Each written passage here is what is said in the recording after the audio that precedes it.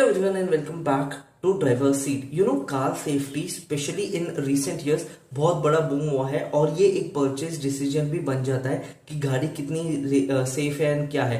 Generally लोग ऐसे ही बोलते हैं कि 4 स्टार सेफ्टी में है, 5 स्टार सेफ्टी में है, बट फिर भी ये पूरी कहानी नहीं बताता. ये एक बहुत अच्छा मेथड है for everyone to understand, but generally safety ऐसा वर्क नहीं करती है. अगर मैं ऑटोमोटिव इंडस्ट्री के बारे में बात करूं तो 3 पैरामीटर्स में हम सेफ्टी को समझ सकते हैं. तो सबसे पहले आता है हमारा स्ट्रक्चरल इंटीग्रिटी, कि गाड़ी का जो चासी है, जो मोनोकॉक है, या बाइक का जो मोनोकॉक है या चासी है, वो कैसे है, उसकी स्ट्रेंथनिंग बीम कहाँ है, उसकी कोलिजन डिफॉर्मेशन पॉइंट्स कहाँ है, कि वो बॉडी किस तरह से डिफॉर्म होगा हाई इंपैक्ट में, और वो जब डिकंस्ट्रक्ट होता है तो वो क्या पैसेंजर और ड्राइवर को सेफ रखेगा या नहीं रखेगा. ये सारी चीजें स्ट्रक्चरल इंटीग्रिटी में आती हैं. अब कुछ गाड़ी जो 4 और 5 स्टार्स में आती हैं भारत एनकैप या ग्लोबल एनकैप में, बट उनकी चैसी अनस्टेबल भी आती है. आपने इसके काफी एग्जांपल्स देख चुके होंगे या देखोगे मेरे बोलने के बाद. अब इसके बाद आती है सेकेंड चीज जो आती है एक्टिव ड्राइविंग सिस्टम्स,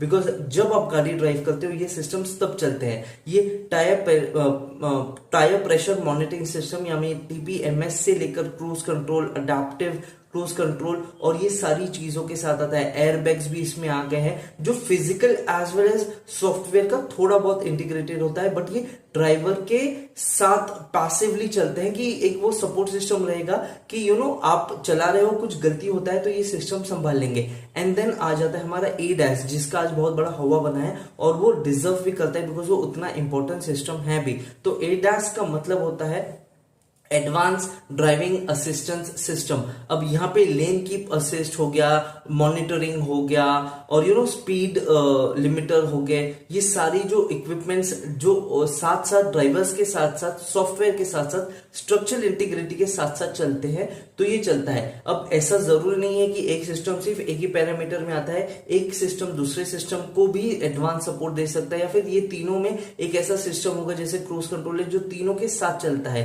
अगर अच्छी रहेगी, क्रूज कंट्रोल अच्छा रहेगा, ब्रेकिंग सिस्टम अच्छा रहेगा, तो ये ऐसा भी हो सकता है कि एक सिस्टम तीनों को बेनिफिट करे और यही एक सेफ्टी पैरामीटर्स है. बट ये 3 बेसिक स्ट्रक्चरल फॉर्मूला है जहां पे एक कार की सेफ्टी पैरामीटर्स जो कि आपको मैन्युफैक्चरर्स देते हैं.